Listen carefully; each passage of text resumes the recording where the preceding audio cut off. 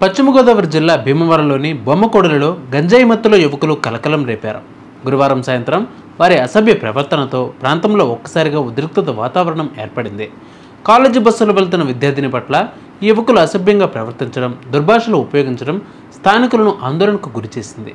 విషయం తెలుసుకున్న ఓ వ్యక్తి బస్సు దిగి వారిని ప్రశ్నించగా యువకులు చెడుగా భావించి ఆయనపైనే దాడికి దిగారు.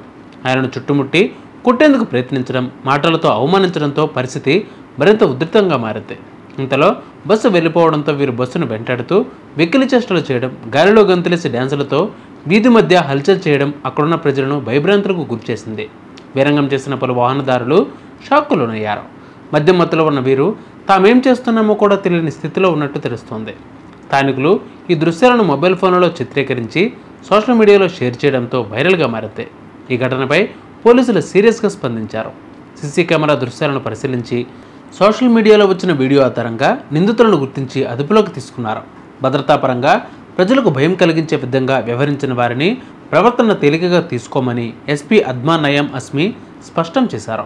నిందితులపై సంబంధిత సెక్షన్ల ప్రకారం కేసులు నమోదు చేసి దర్యాప్తు ప్రారంభిస్తున్నట్టు తెలిపారు. భద్రతకు భంగం కలిగించే ప్రవర్తనను ఏమాత్రం సహించబోమని, బహిరంగ ప్రదేశాల్లో మహిళలపై అసభ్యంగా ప్రవర్తించినా కఠిన చర్యలు తీసుకుంటామని హెచ్చరించారు. భీమవరం వాసులు ఈ ఘటనపై ఆవేదన వ్యక్తం చేస్తూ యువతలో పెరిగిపోతున్న మత్తు వ్యసనాలపై కఠిన చర్యలు తీసుకోవాలి అంటూ పోలీసులను కోరుతున్నారు వాసులు.